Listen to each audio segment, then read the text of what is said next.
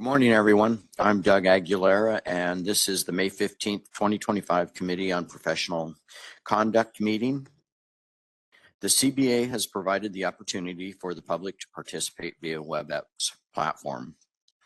When we take public comments, the moderator will announce that a comment period is open. Members of the public will then be able to click on the hand icon to raise their hand, and the moderator will prompt the commentator to unmute their microphone. Call-in users will need to press 3 to raise their hands. Instructions will also be on the screen. You will be allotted up to 5 minutes for public comment. I'll now turn the meeting over to Ms. Reed to establish a quorum. Doug Aguilera. Present. Nancy Corrigan. Corrigan, present. Carrie Ann Farrell Hines. Present. Christian Lotta. Present. Tony Lynn. Present. And Yen Tu. Here. We have a quorum. Thank you, Ms. Reed. The CBA's mission is to protect consumers by ensuring only qualified licensees practice public accountancy in accordance with established professional standards.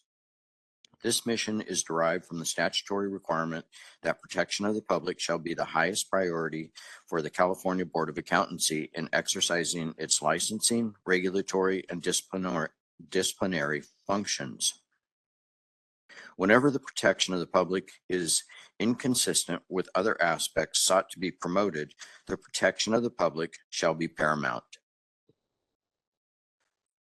Our first agenda item are public comments for items not on the agenda. Are there any public comments for items not on the agenda? Seeing none here in Sacramento, is there anyone online? This is the moderator. Yes, there are attendees online. If anyone of you would like to make a comment for an item that is not already on the agenda, you may click on the hand icon. That's typically at the bottom of your WebEx screen, or if you're on a mobile device, that might be behind the 3-dot other options. And our call-in users can raise their hand by pressing *3. Are there any comments for items not on the agenda? I do not see any request for comment. Shall I close the public comment feature? Yes, thank you. You're welcome. Our next agenda item is to approve the minutes of the March 2025 Committee on Professional Conduct meeting. Does any member wish to make a motion to approve those minutes? Ms. Tu? To move to approve the minutes of March 2025. Yes, Ms. Hines? I'd second the motion. And Ms. Reed, can you help us with the vote? Oh, sorry. Are there any comments? Are there any public comments on the motion to approve the minutes from the March 2025 Committee on Professional Conduct meeting? Seeing none here, are there any comments online on these minutes? This is the moderator. Certainly, if anyone has any comments on the minutes, you may look for the hand icon and click that to raise your hand, and our call-in users can press *3 to raise your hand. Any comments on the minutes? I do not see any requests. Shall I close public comment? Yes, thank you. You're Ms. welcome. Reed, will you take roll? Doug Aguilera. Yes. Nancy Corrigan. Yes. Carrie Ann Farrell Hines. Yes. Christian Lotta. Yes. Tony Lynn. Yes. Yen Tu. Yes. The motion carries. Thank you, Ms. Reed. The next item, the next few items on our agenda will be presented to us by Michelle Center, the Chief of the Licensing Division. Thank you. Good morning. I missed you all. So I have 25 pages to talk to you about. So I will be using a PowerPoint. So if that's helpful to try and focus our conversation today. So today, in these 4 items, we before you, assuming Assembly Bill 1175 is passed, regulations are needed to implement interpret, and make specific that new law.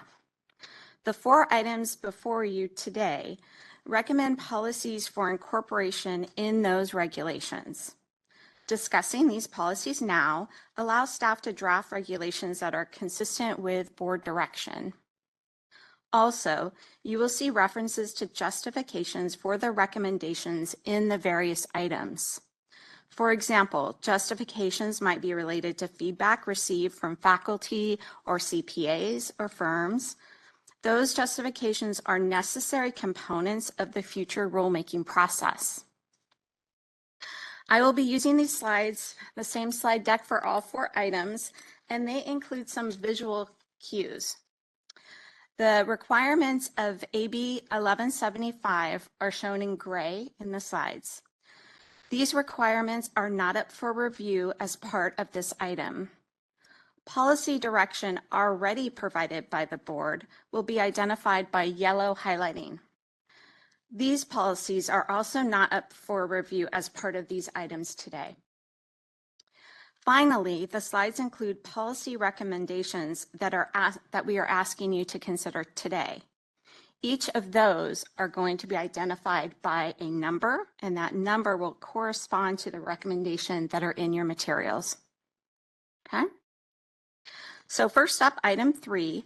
This item relates to policies regarding board recognition of degrees, also referred to as the Expressway. As some of you might recall, as part of the students understanding the requirements of a CPA project, or SURE CPA for short, we discussed providing clarity to the educational requirements, and we also talked about finding ways to make our review of transcripts internally more efficient. From those conversations, the Expressway was formed. So what is the Expressway? It is a board recognition that a specific degree meets all the educational requirements for examination and licensing. So remember, our educational requirements are the same for everyone. So this just ensures that that degree meets those educational requirements. So before talking about the specific policy recommendations, I'm going to take a step back and describe how the Expressway would work using a sample scenario. So I'm going to use lots of scenarios today, but that doesn't mean that only those examples are individuals that could use the different options that I'm discussing, but I think it helps to understand the flexibility, and it also helps to understand the intention of what we developed in trying to find options for all kinds of individuals. So I'm going to say that CSU Northridge, in this example, decides it wants its BS in accounting to be recognized. Okay? So CSU Northridge would apply for board recognition. They're going to use an online application. They would certify that that BS in accounting, they confer that specific degree meets all the educational requirements for licensing and examination, and they would agree to certain policies, and those are part of the recommendations that we're discussing today. The application would automatically be approved. CSU Northridge would then advertise that specific degree as meeting the educational requirements, and the board could post that degree as being recognized on our website. Staff would conduct periodic reviews of the applications approved for recognition, so we could review the information that Northridge provided to ensure accuracy. Now let's say a student goes to community college. They go there for 2 years, and then they're going to transfer to Northridge, and they earn that BS in accounting. When that student applies for the exam or licensing, they will only need to submit the Northridge transcript that shows the degree conferral, not the community college transcript, which they probably have courses on there that they used to meet those educational requirements, but the recognition of that bachelor's degree from Northridge means that the licensing staff are going to only review the transcripts for that degree. It's as if we predetermined that that degree meets those educational requirements. So that is the efficiency that we see there. And this also is the transparency and assistance we are providing students with confidence that if they get that degree, they meet those requirements. So that is how it connects back to that Sure CPA project. Now let's modify that scenario a little bit. So what if Northridge has the exact same requirements in the first example, but they did not apply for recognition? Okay. So, well, that doesn't change the fact that the students with that degree will meet all the educational requirements. It does not change that. So what does it change? Well, Northridge could not advertise as being recognized, and students who earn that degree would have their transcript reviewed for their individual courses to make sure they meet the requirement. So that means if they took some courses at that community college, like in our example, they would also need to submit that transcript to us as part of the review. Okay, I'm hoping this is helping. Okay, we can tell by the scenario that students are not required to earn a recognized accounting degree. And hopefully walking through all of this is providing you those examples that I think really helps to operationalize the law and the regulations that we're developing. So AB 1175 states that the minimum educational requirements for exam and licensing are a bachelor's degree and an accounting concentration. So you'll see that up there. Highlighted in yellow is what the board approved in terms of policy direction for that accounting concentration. You'll see that it's 24 units in accounting, 24 in business, and 3 in ethics. The board made that decision already. And it will review that decision when the regulations are in front of you. The result of this is that the minimum educational requirements for examination and licensure are the same now. And you'll see in upcoming items, the completion of additional education beyond that minimum is incentivized. Okay. Slide 8. So moving into the policy recommendations that are in item 3. They're organized into 5 categories, and those are listed on the slide, and they correspond to the subheadings in the item if you want to follow along. So let's start with university eligibility. AB 1175 requires recognized degrees to be conferred by an accredited degree granting U.S. university, also referred to as institutions of higher education, and that is in gray because that's in the law. At this time, staff recommend that university eligibility be limited to California public universities and private universities with a main campus located in California. This is noted as policy recommendation 1 of your item on page 3. Focusing on California universities will allow staff to monitor the new program and report back to the board on any recommended adjustments. The program could be expanded to the national level at a later time. Slide 10, on to degree requirements. So AB 1175 allows recognized degrees to be a bachelor or an advanced degree, but they must include the accounting concentration to be eligible for that recognition. The recognized degree can be part of a dual degree program. In policy recommendation 2, that's on page 4, staff recommends that recognized degrees include minors, concentrations, or subplans if they are designated on the certified transcripts. So it needs to be on the transcript for them to use that as part of the recognition process. This is important because most accounting degrees in California are business degrees with an accounting concentration or an accounting sub-plan. So this is one of the critical, I would say, recommendations if we want to have a pool of degrees. Policy recommendation 3 is that mandatory prerequisites for required courses like foundational undergraduate courses required for graduate level courses may count toward the accounting concentration and requirements. That was a long sentence.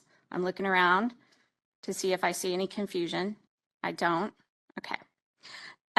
Starting on page 4, there are 3 policy recommendations for administrative requirements. Number 4 is that universities be allowed to request recognition of more than 1 degree. So, for example, they might have an undergraduate degree and a master's degree, and they both meet our educational minimum requirements. Policy recommendation 5 is that the degree recognition be for a 6-year term.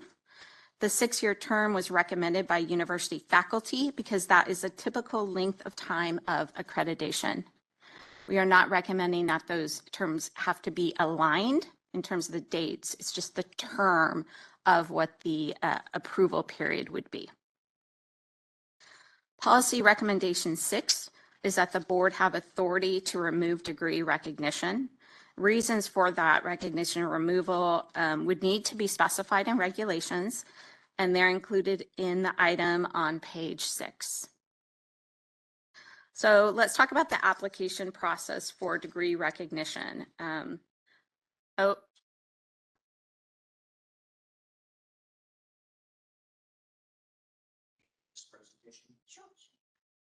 Okay, so the application process. In policy recommendation 7, staff recommends that an online self-certification process be used for universities to request recognition of degrees. This is a little different than how I may have talked about this at prior board meetings. So just making a note of that. Policy recommendation 8 is that staff periodically review recognized degrees to ensure they meet that accounting concentration. The self-certification process would require universities to agree to these administrative requirements and publication limitations. Periodically, staff could review and check for adherence to those requirements. The last topic for recognized degrees relates to publication limitations. That's on page 6 of your materials. To ensure universities are accurate when they advertise or publicize their CBA recognition, policy recommendation 9 is that the universities be required to use a specific phrase or statement when describing CBA recognition. Faculty input suggests that requiring a specific statement, like the one you see on the slide, would be best for both communication accuracy and the work that they do internally with their communications team. So to wrap up, staff recommendations, as shown, is shown on this slide. The recommendation is to approve the 9 policies for inclusion in the future rulemaking text that I anticipate bringing before this board in September. So that concludes my presentation for this item. I will turn it back over to Chair Aguilera. Ms. Center, appreciate you educating us and walking us through all of those items in a really efficient way. Thanks. And Ms. So far, so good. Ms. Tu. Thank you. Thank you very much. Ms. Center, can you clarify something for me? When you talked about California University, public or private, are we talking only about physical location in California? I mean, there are degrees that are digital these days, and I wonder how do you address that? So for the public universities that we have here in California, those all have a physical presence in California. So it's really those private universities that you are asking about. And for those, we do want to make sure that we have a nice set of quality universities. So we are recommending that we use a definition that is part of the education code that talks about a main campus. So that would be a physical campus in California that is their primary campus or the primary location of the instruction. Ms. Hines? I have a couple of questions related to recommendation number one. So it refers to universities. Is there a difference between college and university, or is that all encompassing? Or, I mean, or should we use a term like institution of higher education or something like that? In my talking points, I did simplify it to universities, but there is a definition that will be included in the draft regulations that defines what an institution of higher education is. That is, there is a definition of the institutions for which we can take education from that is already in Ed Code. So it really just links that to what we would consider for these regulations to make sure it's the same. And it's basically what I described earlier, which is that it is degree granted, they grant degrees of some type, and that they also are accredited. And then another question I have is actually related to accreditation. Does the type of accreditation of the university have any bearing on the expressway? Right.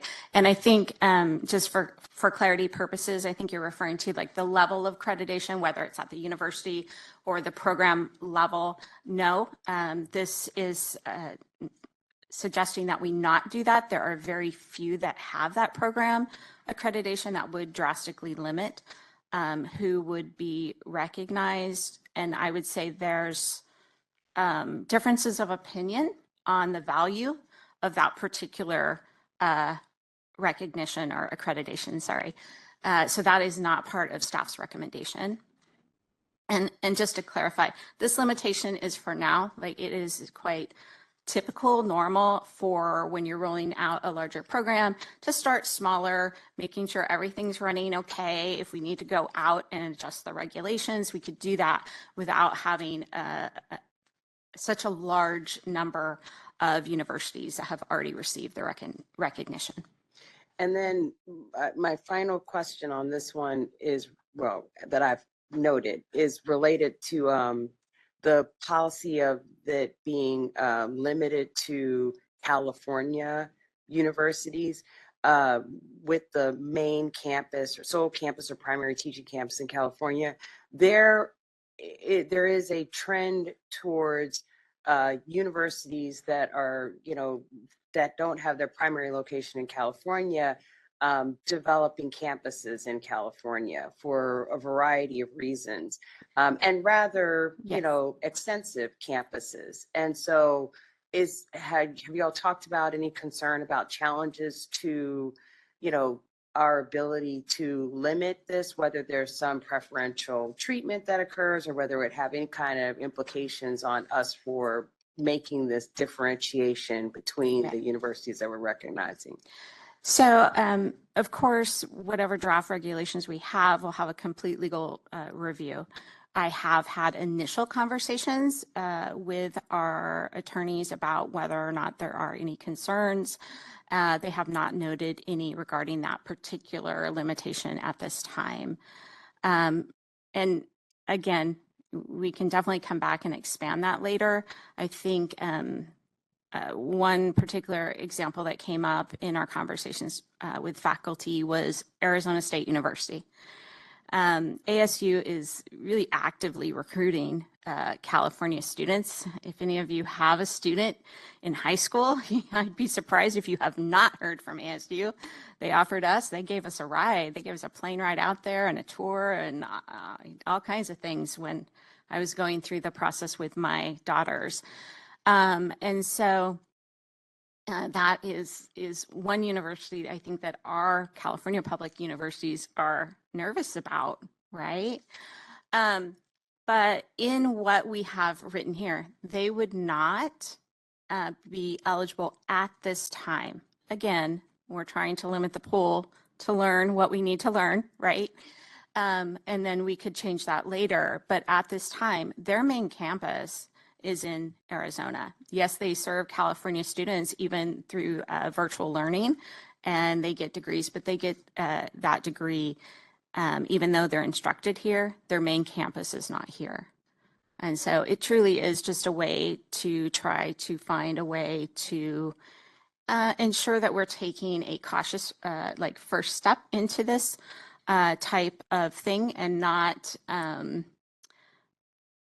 doing it in such a way that if we do need to go back and change things, it is a drastic change for a large number of universities.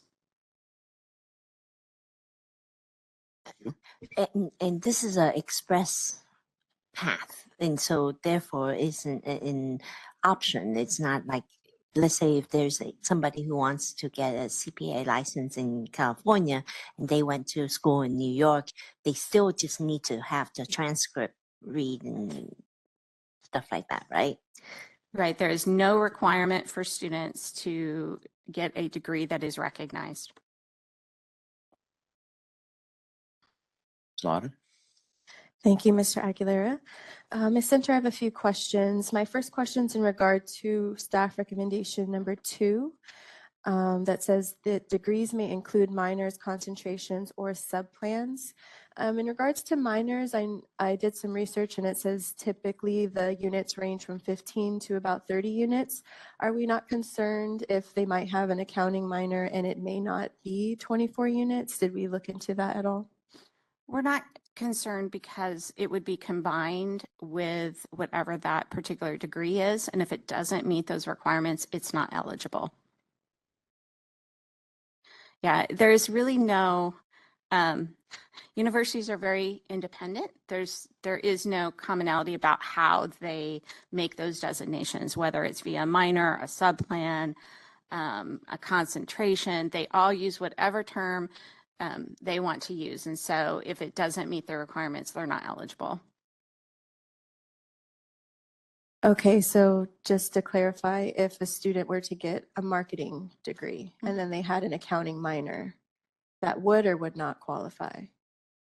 It would only qualify if the accounting concentration of units, right now, we anticipate that is 24 accounting, 24 business, and 3 ethics, if that is met. Otherwise, that degree is not recognized. Okay, thank you. That makes sense. And then my follow-up question is for recommendation number 3 regarding the prerequisites, counting as part of the degree unit totals. That is in the case if the degree is not recognized, or, okay, I need some clarification. Okay. The example that is, I think, most relevant is for our graduate programs, right? Oftentimes those graduate programs have, graduate courses have prerequisites that are at the undergraduate level. They assume that you've had, accounting 101, some foundational class before you can go take this graduate course in whatever, okay? So they may not list those required prerequisites in their degree requirements. Okay, so they may not list accounting 101, but if you look at the courses required for the graduate degree, you will get to advanced accounting, and you can't take that course unless you've had that other course, right? But they don't necessarily list that. Many other students maybe come from an accounting background, so they've had that undergraduate, but let's say you come from marketing and you don't have those accounting courses, you would still need to take those in order to get that master's degree. And so when we looked at that recommendation, we looked at it from the lens of not being so much concerned with what they list on their required courses, but instead from the lens of, can we be ensured that they actually will meet that accounting concentration of courses? And if we can ensure they meet that accounting concentration of courses, then that we believed met that intent and could be recognized. Does that help?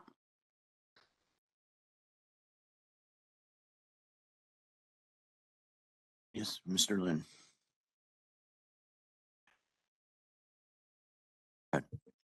Thank you. For the number 2, I would like to say the minor and the concentration program should be different from university to university. Do we have a clear guideline of how to be recognized? Because they should be every university they will be different from the minor and the concentration program. So how do we make a clarification, a clear guideline for that? Yeah. Sure. Yeah. Would you like me to take that? So the recommendations, from the staff's perspective, we wanted to make sure that we respect the expertise that our universities have and the expertise they use when they develop their programs. So there is no requirement that any university in California or anywhere change any of their programs. You will see this. This is all permissive. If they want to do this, they can. The other thing is they do vary intentionally. Many times the degree requirements vary. One of the common things that you see varied is universities often like to look to their region and what are the businesses in their region doing, and then mirror that in the type of degrees that they may offer. So they may offer their accounting degree, may be highly focused on environmental issues. I'm making things up. You all know I'm not a CPA. So that may be something, or governmental may be like, oh, we're in Sacramento here. Maybe that is something that they emphasize. That's all fine. We don't in these recommendations, that is not something we're concerned with. The guideline is very specific in that it has to have 24 units of accounting, 24 of business. And remember, when I say business, they can just be extra accounting courses. And then the 3 units of ethics. Those were further defined by this board when those units came to us, and I provided you all with draft definitions, which you approved for incorporation in the draft regs. So I do believe that there are guidelines that are explicit for who would qualify. Thank you.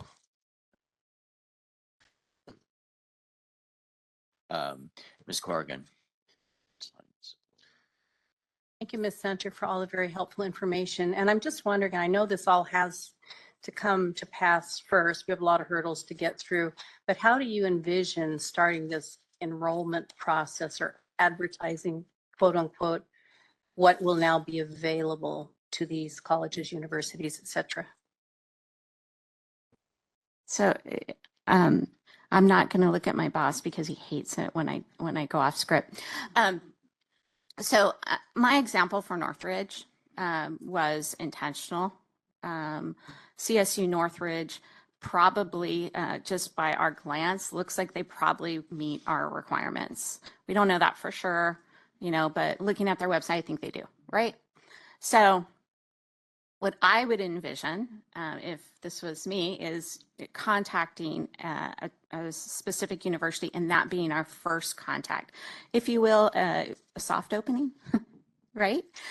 So that once our application is developed and we're ready to go online, we actually partner and collaborate with a university that is interested, have them go through the process before we then advertise this out on a larger scale, which then, I'm going to give all that work to David.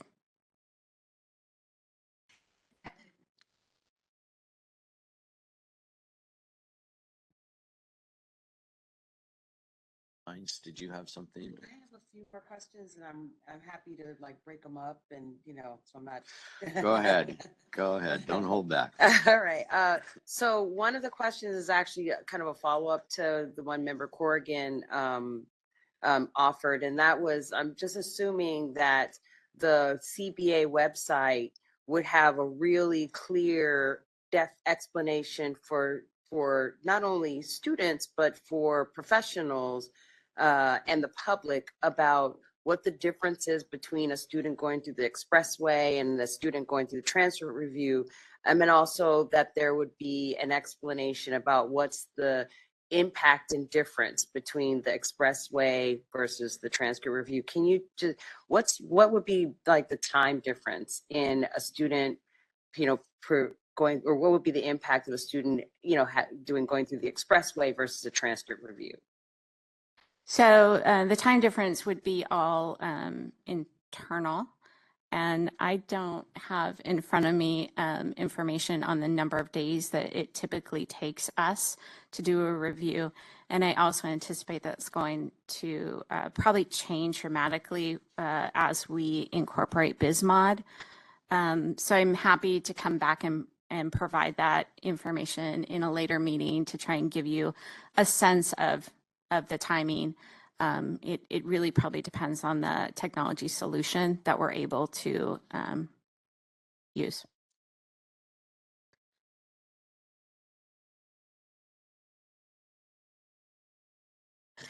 Thank you. Ms. Center, I have a question about recommendation number 8, the periodic reviews of the uploaded documentation. I know in here you mentioned the volume of the reviews can fluctuate. I was just curious in terms of the periodic period, do you have anything in mind that you were planning to do so far? Well, in my mind, it's 100% as we roll this out, right? To make sure that nothing's getting through that shouldn't get through. Making sure that if something does get through, is it because we miscommunicated something? So I would anticipate 100% review in that beginning stages, right? As we work through this process. After that, we would be able to see the volume coming in. So if anything odd happened, all of a sudden we got 50 universities coming in, we would be able to see that and respond with getting on and seeing, we shouldn't have had 40 coming in 50 in one day. Like something might be a little odd. So there are situations that would require that. But then also, depending on the volume, we can also just have a set rate or number that we do each month, for example. It's hard to guess what that will be because it's hard to know interest. The universities that we have talked to have expressed an interest in being recognized, but it's hard to know, follow through on that. I would say we have 2 private universities that we believe are also highly interested in being recognized. Great, thank you. I didn't ask my questions directly as I probably should have, but I was more concerned about the initial frequency of review, which you answered. So thank you. Signs. This actually is my last question. I just want to say, my questions are not a reflection on the materials that you presented. They were really clear and helpful. And so thank you for the work that you and your staff did in putting all this together. I mean, my questions are really more clarifying questions as opposed to like substantive. So I really appreciate, have appreciated the presentation. My last question was about, it's recommendation number 6, where the CPA has authority to remove degree recognition. So I think I heard you say that there will be periodic review of the universities during their, period, their 6-year period. So could revocation, or will regulations include the authority to revoke revocation in the midst of that period? Say if a university were to be placed on accreditation probation or something like that. Right. If a college were to lose their accreditation, they're no longer eligible for this. So yes, we would want to make sure that we can remove that recognition. There's nothing that would stop us as we envision writing it. There's nothing that would stop us from doing it in the middle. That's really the intent, is to be able to find out, well, actually, this university is advertising themselves as something other than what we believe they should say. For example, they might say, well, the board thinks we have a high quality program. And it's like, no, that's not what we reviewed. And so if we can't come to an agreement on how we communicate about it, that might be something that we decide we would like to remove their recognition for. So the idea is during that 6-year period, we can do that. just certainly follow up on that, will it include probation? I mean, like, could it improve, like, maybe it's conditionally approved, or like, because if a university, they may not, they're different levels, so they may not lose their accreditation, but they may be on probation, or they may be on a fiscal probation, but not on an academic probation or something like that. So is there a way for the CBA to be able to say, hey, we're aware that this university is under the scrutiny, but it doesn't affect the degree, or we're aware it's under scrutiny and it does affect the degree, but we're not removing the expressway. Like, is that also, are those levels also contemplated? Right now, it is not contemplated to have a conditional or probationary. I mean, as we get into the nitty gritty and we write things, it may look like that when you get it in September, right? There is this idea that there would be an onus and a requirement on the university to notify us of things, right? We can't monitor all the universities. And so the idea would be if something changes your eligibility, whether that be accreditation, you've changed your requirements for the degree and now they don't meet it, you are to inform us. And so that would be part of the regulations so that we don't have to hunt for that information. Recognized for 6 years, subject to review and evaluation and possible revocation of the recognition. Mr. I would just caution about using the word revocation of the recognition. It's really just, this is a low level kind of recognition. So to your point, it'll have a lot of interactive processes. We actually have a recognition in 2 other areas of our regulations, which are, notification, written comments, respond back to us, this type of thing, and an interactive process. So I would anticipate it's going to take a very similar look for consistency purposes, but it won't be this revocation or anything to that level, because then you end up in more of like an APA kind of disciplinary process that we're not really looking to do. It's either recognized or not. Yes, but obviously with a lot of interaction with the university, we're not just going to yank the recognition because it's a Tuesday. It'll have a level of involvement and opportunities to correct any of the issues. We've done this recently with a CPE or CE provider on our regulatory review course. Found some issues, had a dialogue. They didn't respond. At that point, the board took action to remove that recognition so that individuals weren't signing up for courses that weren't going to qualify somewhere. But again, they had the opportunity to engage with us and work with Michelle and her team to resolve any issues. Right. And if you need to use a word, we have used the word remove recognition. Yeah, I hear it said very often. The CBA is very reasonable. Mr. Lin? Thank you. Yes. Microphone, please. Can you turn? Same as the item number, the number 5. What about if the school forget or delay to apply for the recognition? Our policy has a grace period, or they will immediately losing the recognition? Well, we anticipate we would be communicating with them prior to that expiration date so that they can act in a reasonable time period. Right. So instead of a grace period, early interaction with them. But again, we're doing this with the sense of wanting them to be recognized if they meet the requirements. And so there's no idea that we could not extend something while they, work to get a letter to us or whatever it is they're doing. That this is not meant to be, I think, Member Hines said, heavy hammer, right? This is a good thing for students and for the universities and for our staff. And so we have the incentive to everything needs to be right, but to get them on the list. One more question. For the number 2, what if a lot of for the minor and the concentration, What about if a lot of application comes in? Would that create a big workload for the staff? You know, that how will we handle it if a lot of transcript comes in for review?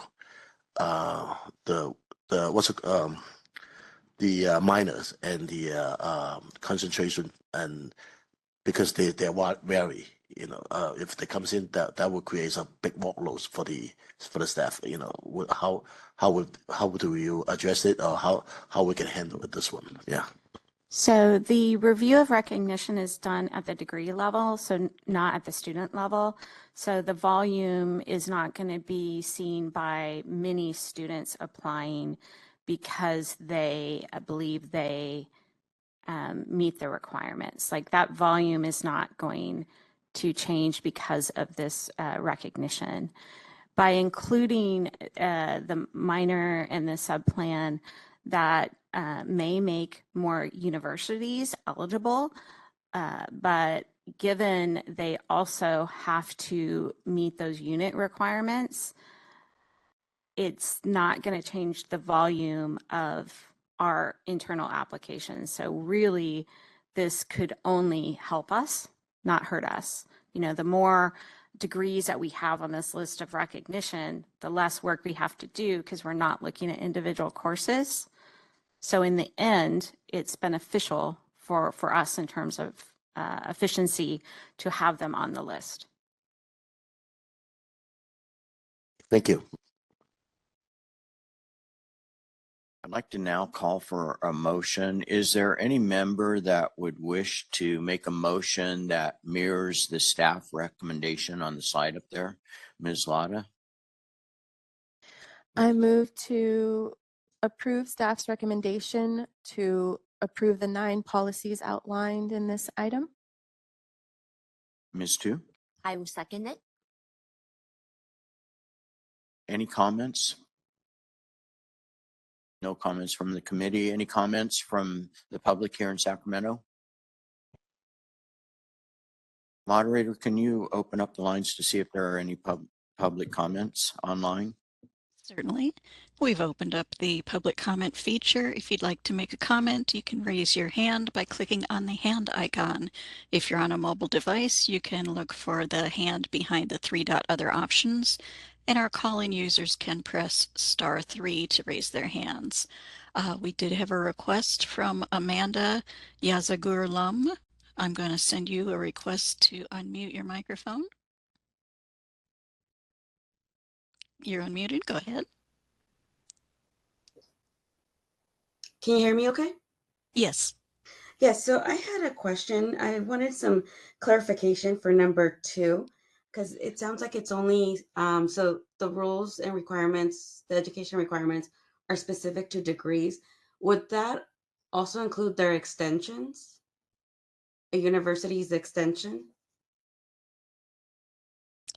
I do believe this is primarily a venue for making comments and not a dialogue back and forth with the board. So Oh, okay. Sorry, I thought we could ask questions. that's certainly fine. You can ask. I just can't guarantee an answer. We're happy to entertain that question. So extension programs are great avenues to take courses and to get certificates. But those degrees that you're getting from your universities, you're getting those degrees from the university itself, not normally from the extension program. Normally those extension programs are really for those individuals that are in their career. That being said, there's nothing that specifically would prohibit, if there was, which I do not know of any extension program that actually confers a bachelor's degree. Again, I don't know of any, but if that were to happen, there's nothing that prohibits that as long as they are accredited. Thank you. All right, thank you. And our next request for comment is from Jason Fox. Jason, I'll send you a request to unmute. Go ahead. Not be there in person, but I'm remote. I just want to thank the CBA staff for their diligent work and thought through this. This is a complex piece, but I think the work up front, working with institutions to kind of create this expressway, will be quite beneficial for students and candidates down the line that go through those institutions. I just want to acknowledge staff did a great job talking to Cal CPA member leaders, academia, getting kind of a robust round of feedback and input. I think that's well reflected in this. And so certainly in support of the framework that the staff has put together as a first step, and happy to continue to work and make tweaks as it moves forward. Thank you. Thank you. And I do not see any further requests for comment. Shall I close that public comment feature? Yes, thank you. You're welcome. Ms. Reed, will you take roll? Yin Tu, Tony Lynn, Yes. Christian Lotta, Yes. Carrie Ann Farrell Hines, Yes. Nancy Corrigan, Yes. and Doug Aguilera. Yes. The motion carries. Thank you, Ms. Center. Would you like to continue on? Oh, I love it. I love continuing on. The comment from Jason Fox at Cal CPA just reminds me how amiss I was at not recognizing Cal CPA. They have been an outstanding partner in the work that we've been doing on these policies. I don't know how many focus groups I've done and presentations. I have completely lost count.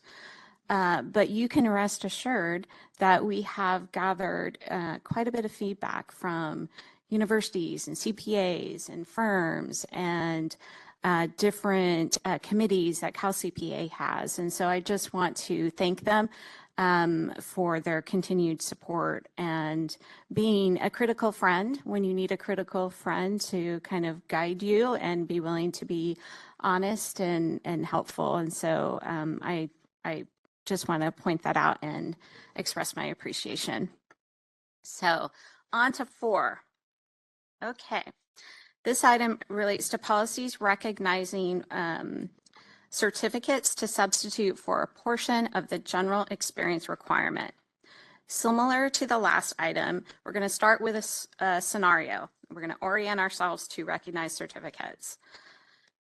So in this scenario, a community college decides to develop a 51-unit accounting certificate program aligned with the requirements for CBA recognition. This is not uncommon. I already got one. She's ready to go. So once the program is developed, and the college would use a CBA online application process similar to the one used by universities to get their accounting degrees recognized. The college's certificate would be recognized via the system, and the college could then advertise their certificate as meeting the course requirements for CPA examination and licensing. And the CBA includes the certificate in their public list of recognized certificates. So you saw me emphasize course requirements. So this is different than our prior item. Our prior item, we were able to say it met all of the educational requirements, whereas in a certificate, it's meeting that accounting concentration, so the course requirements. So in this scenario, let's say I'm a teacher, I have a BA in English, would not be me, and I want to leave the teaching profession and pursue CPA licensing. My bachelor's degree meets one of the educational requirements, right? I have that 4-year degree, but I don't have accounting, business, or ethics. So I consider an advanced degree, right? I also consider going to community college. These are options I have in front of me. I decide an advanced degree is not an option. I already have to pay off debt for that other degree, and that's not an option for me. Teachers don't make much. So I also decide against selecting my own courses at a community college because I'm just not sure that the courses are going to best prepare me for the profession and for that exam I know I'm going to have to take. All right. I'm coming from a completely different career, and I feel nervous about self-selecting my courses. So instead, I opt to complete the board recognized certificate at a community college.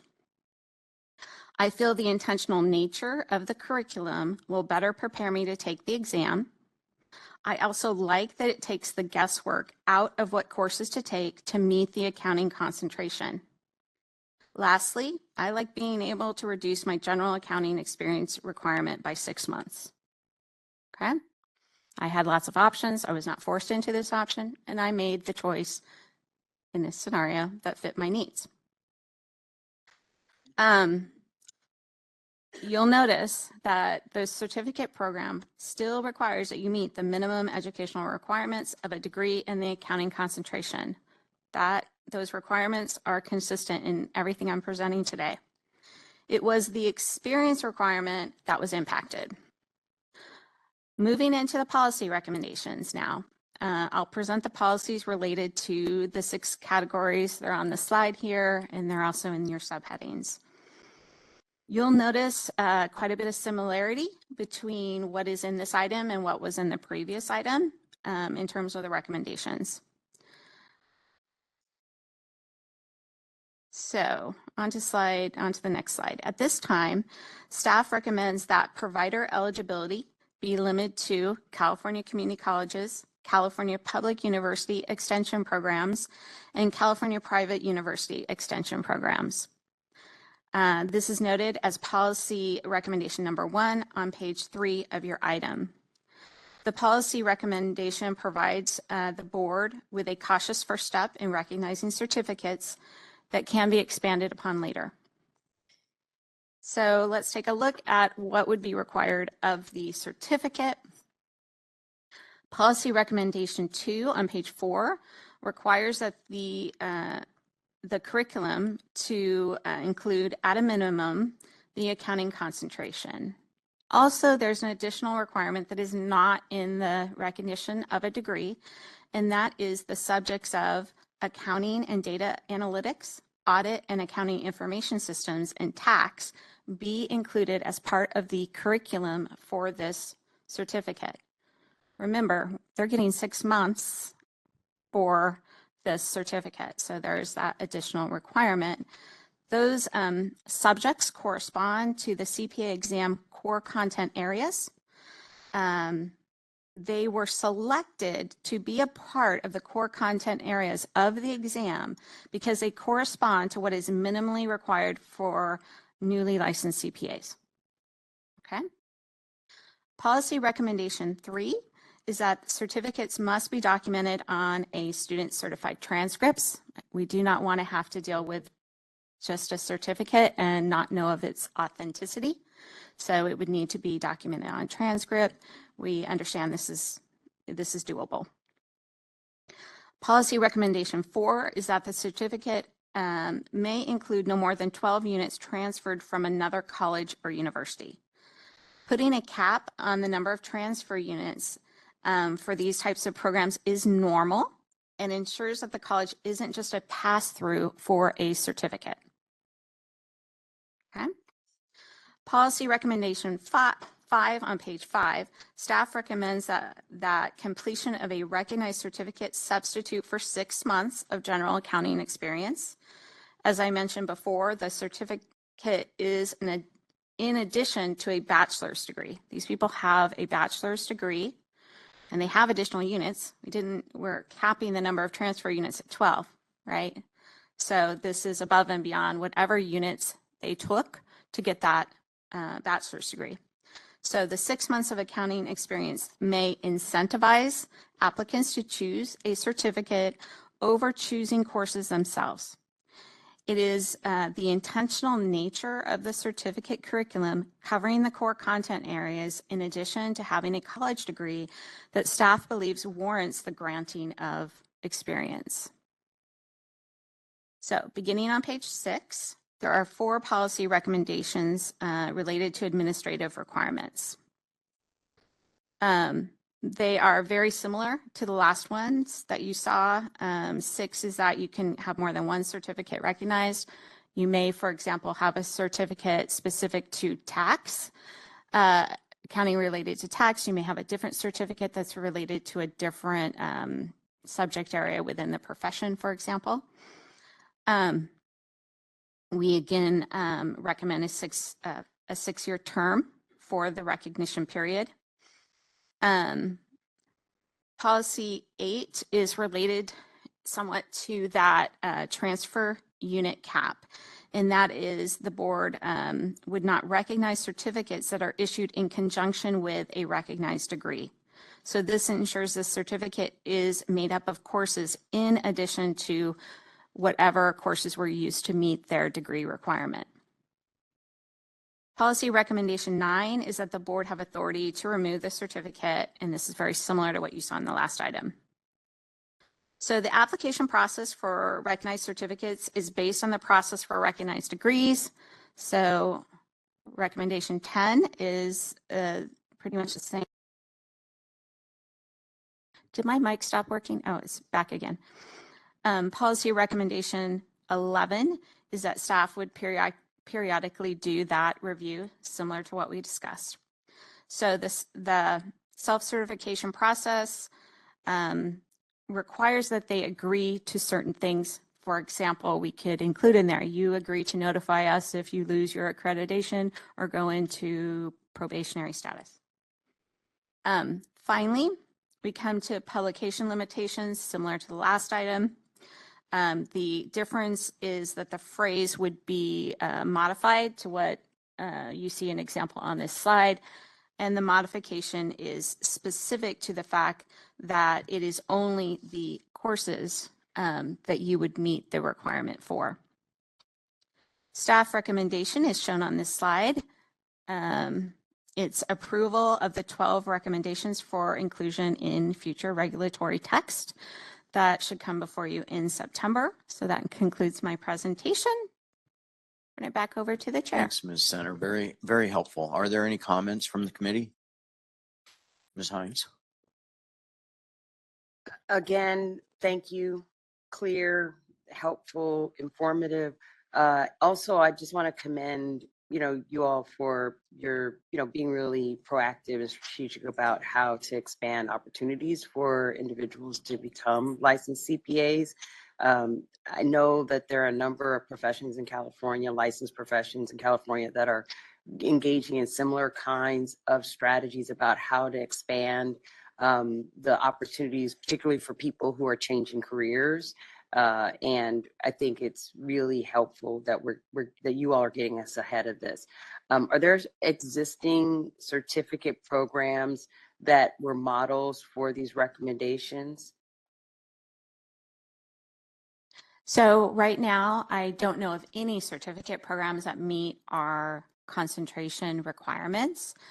There are definitely community colleges that are interested. I cannot remember I had a conversation with a community college in Silicon Valley the other day who, she's ready to start conversations with the committees there to begin this work. And I believe she's under the umbrella of, I was really excited about the umbrella, and I know I'm going to probably get this term right, but basically in the career side of the house, which I thought was really exciting to see us in that area and really showcase that this certificate can lead to a career, as you said, particularly for those who later in life decide they're not rewarded in their current career.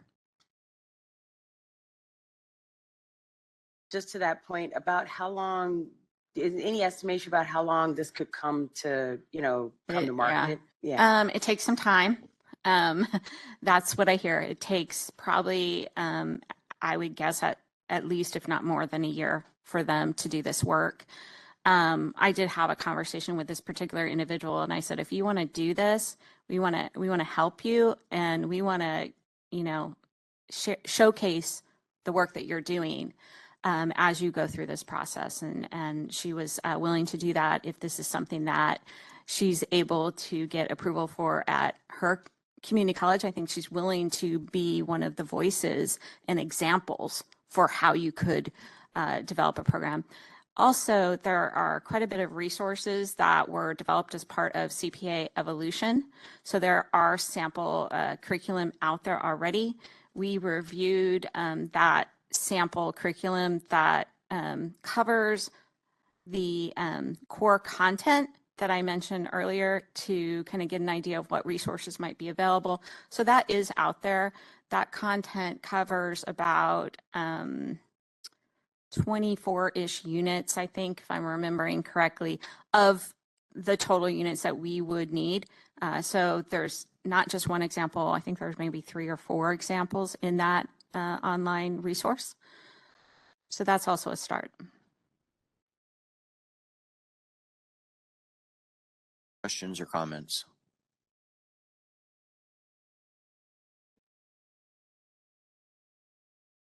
Does any member wish to make a motion mirroring the one on the PowerPoint?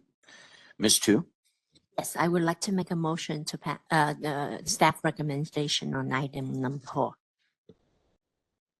Second. Ms. Corrigan, thank you.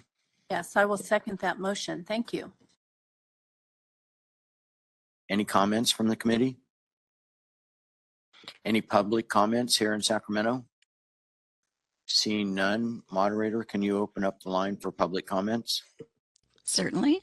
If anyone would like to make a comment on the CPC item 4 recommendation in motion, you can look for the hand icon and click that. Our call-in users can press *3 to raise their hand. We do have a request from Jason Fox. Jason, I'll send you a request to unmute your microphone. Go ahead. Jason Fox again, just to provide support for this. I think having the flexibility for a certificate program adds to the flexibility and the overall concept of the modernization. So even if the schools don't necessarily have programs ready to go, I think it makes sense to have a foundation for a path for certificates, because I see that as a real option for a lot of candidates. Thank you.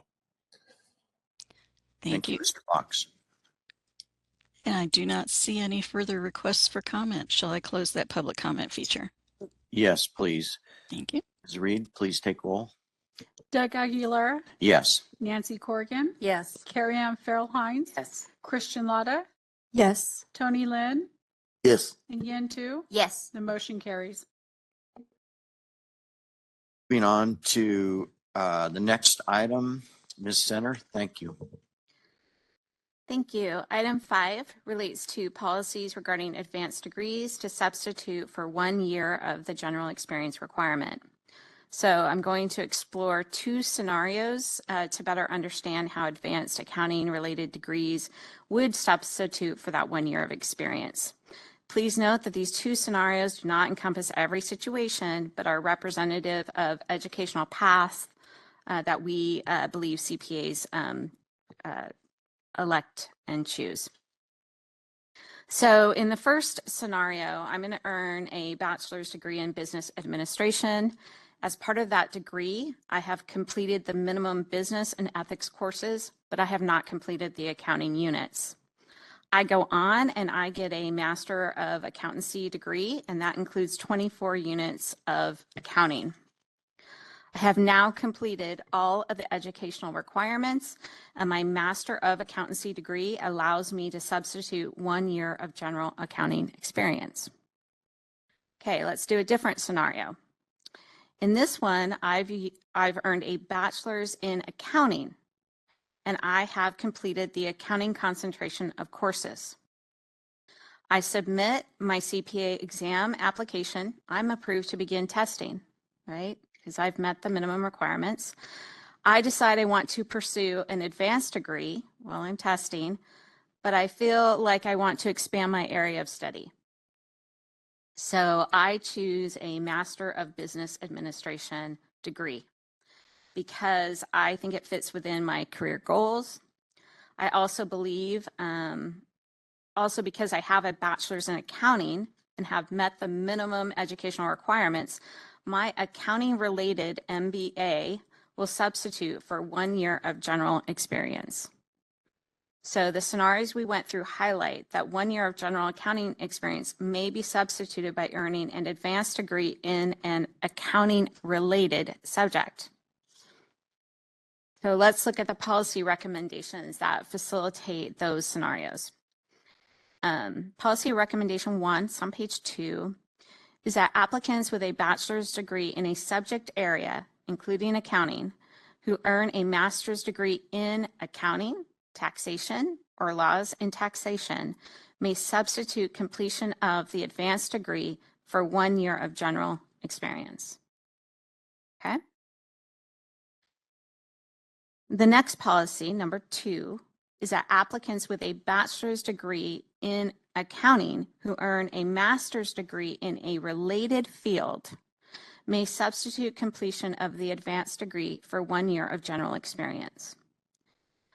Subjects that staff consider related include business administration, data analytics, economics, finance, and management.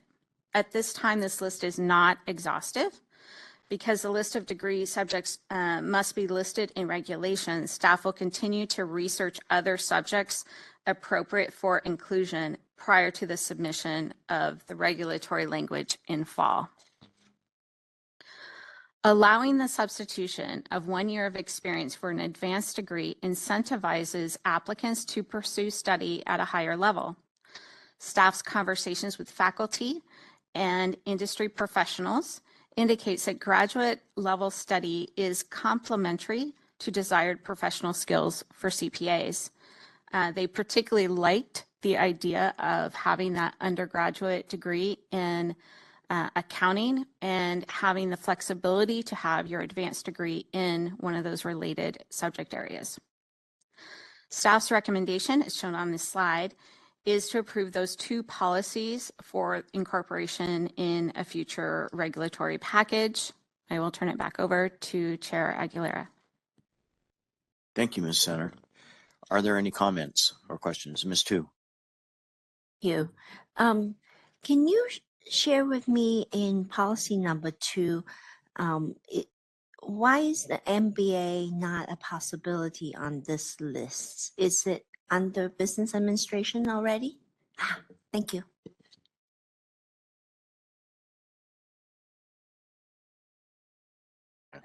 All right, Ms. Hines? Similar question, but for the law, for a JD, why isn't a JD included? It's not an exhaustive list. And Mhm. so I'm happy to take that as another one. I think information systems is another, I think, degree that we are also considering might be related. So if you like the concept that we are using and you just have feedback on some additional degrees to add to that concept, I'm happy to include them so that we make sure they're included in the draft regulations that you provide. Yeah, I mentioned the Juris Doctorate because it's an advanced degree. So if Yeah. if a candidate had a bachelor's that was in accounting and then they, got their Juris Doctorate, then, their Juris Doctorate isn't necessarily going to be in accounting, but they've already had their undergraduate degree. Yes, and we know based on other meetings that is a subgroup of CPAs here, and they have their own organization or society, I believe. So I think we're happy to add that to the. Did I forget you in particular? Oh no. So I'm happy to add that to the list here. Any other questions or comments? Is there a member that would like, oh, sorry, Ms. Lotta?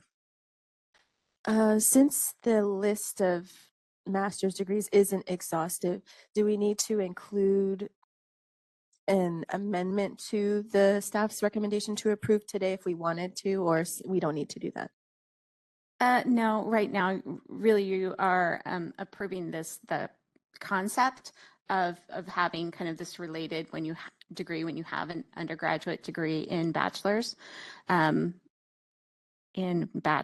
accounting. Sorry, I can't speak. Forgive me. So no, that's not necessary.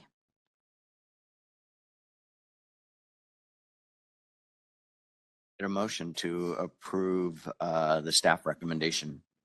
Ms. Tu? I will make a motion, but let's clarify that. So these lists is basically examples, pretty much. In this particular item, they're included as examples because this is a concept we have not even touched on with this board yet. And so the regulations would need to include a list. And so there would be requirements in the regulations that would include all of these, as well as the one or two that have also been listed. All right, so I will continue my motion for staff recommendation then. Get a second, please. Yes, Ms. Lotta. I second. Any comments from the committee? Any comments here in Sacramento from the public? Moderator, can you open up the lines for comment online? Public comment Certainly. online? Certainly. If anyone would like to make a comment on the motion or the staff recommendation, you may do so by clicking on the hand icon at the bottom of your WebEx screen. Call-in users can press *3 to raise their hands. We have a request from Jason Fox. Jason, I'll send you the request to unmute your microphone. Go ahead. Jason Fox with Cal CPA in support of this this framework, and appreciate the staff's outside the box thinking to incorporate different degrees and different areas of concentration that really reflect the way the profession's working in the marketplace. So thank you for all the important work on this. Thank you, Mr. Fox. And we have no further requests for public comment. Shall I close the public comment feature? Yes, thank you. Ms. Reed, please take roll. Yin Tu, Yes. Tony Lynn, Yes. Christian Lotta, Yes. Carrie Ann Farrell Hines, Nancy Corrigan, Yes. and Doug Aguilera. Yes, The motion carries. thank you. On to item number 6, and back to you, Ms. Center. Thank you. We are almost there. So this final item I'm presenting today relates to the policy direction regarding accounting experience requirements. For today's conversation, let's think of experience as being comprised of 3 parts: what work is being done, the setting the work is being done in, and the supervision of the work. AB 1175 authorizes the board to enhance the experience requirement related to the work that is being done. Specifically, the board could, via regulations, require the completion of specified job tasks associated with minimum competencies of entry-level practice for general accounting and attest experience. AB 1175 does not make any changes to the setting the work is being done in and the supervision requirements of the work. So there are 3 areas of discussion for this policy today. You'll see them on the slide. We'll start with general accounting experience. Currently, general accounting experience is documented by the supervising CPA, providing dates of experience completed. No specific job tasks are required to be completed. It doesn't mean there's not a list of qualifying job activities, but there are no specific lists of things that you must do. Policy recommendation 1 on page 3 is that the board defer making a policy determination regarding job tasks tied to general accounting experience. This would mean the only thing being changed with the general experience requirement is the increase from a 1-year to a 2-year experience requirement. If AICPA or NASBA introduce enhanced experience models in the future, the board could evaluate them at that time and decide whether to incorporate them in these regulations. Next is attest experience. To qualify to sign reports on attest experience, applicants must complete 500 hours at a minimum in specified attest functions, and those are documented by the CPA supervisor. Recommendation 2 is that the current regulations be modified to express the existing required 5 attest functions as job tasks. This does not change the requirement itself. It just aligns the language used in the regulations to match the language used in AB 1175, namely the use of the phrase job tasks. Finally, we come to the last topic, experience settings. AB 1175 does not require that qualifying experience be gained through employment. Many settings exist where it is possible to gain qualifying experience, including employment, internship, contracts, and volunteer work. Policy recommendation 3 is to clarify the current regulations by stating that qualifying experience may be gained outside of an employment setting, including those examples I shared. This is not a change in board practice, but instead it's just to clarify clarifications to the regulations themselves.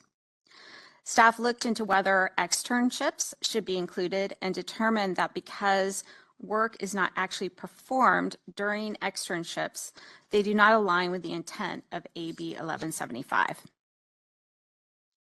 Staff's final recommendation, as shown on this slide, is to approve the 3 policies for inclusion in future regulatory text in fall. This concludes my presentations for today. So I'll turn it back over to the chair. Thank you, Ms. Center.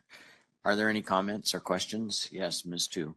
On the volunteering, obviously the work is done based on the hours, right? It's not, and being supervised. That's the most critical portion, because the supervisor has to attest to the fact that this person has done so many hours. You are correct. The example that we use when we talk about volunteer work is VITA. Do I have that name right? It's the assistance with tax returns for those, I think, low income, I think is what it's targeted at. So that is an example where those individuals would be supervised by a CPA that could sign off on that. There are, I'm sure, other examples, but that is the one that we know of typically.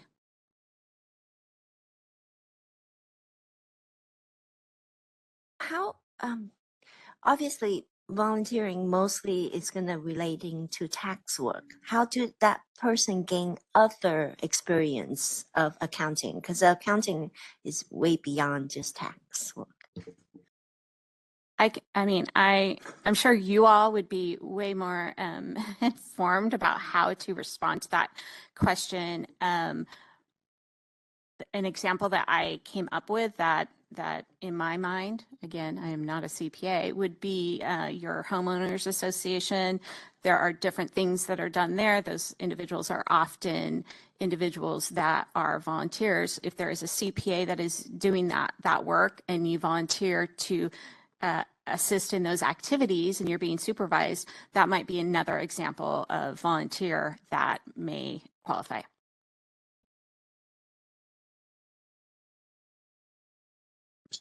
Mr. Franzella? Yeah. To piggyback on a comment that Ms. Center made earlier, with general accounting, it's not required that you have to have all different types of accounting experience. So somebody could just do VITA and other tax work, and that'd be fine. So it doesn't require them to have like a cross section of other accounting subjects. So under your example, somebody could just do tax entirely and meet that requirement.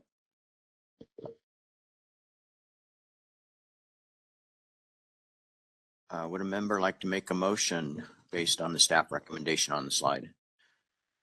Ms. Hines. I move to adopt the staff recommendations 1 through 3 on this item. Ms. Tu? I will second it. Any comments from the committee? Any comments from the public in Sacramento? Moderator, can you open up the lines for comments online? Certainly. We've opened up the WebEx public comment feature. If you'd like to make a comment on the motion or the recommendation, you can look for the hand icon at the bottom of your WebEx screen. Click that to raise your hand.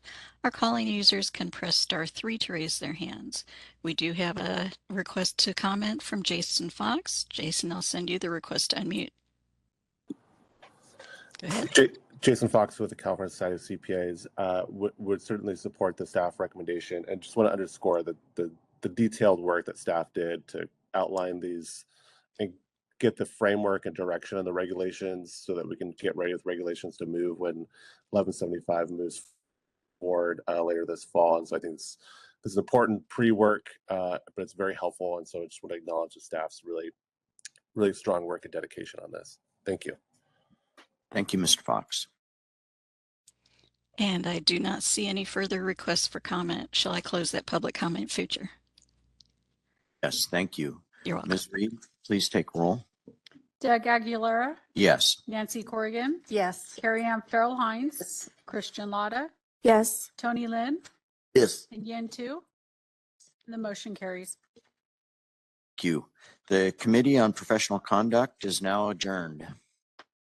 You have a scheduling. Yeah, we're just going to take our morning break now, 15 minutes, and then we'll start up the LC after. So 10:45.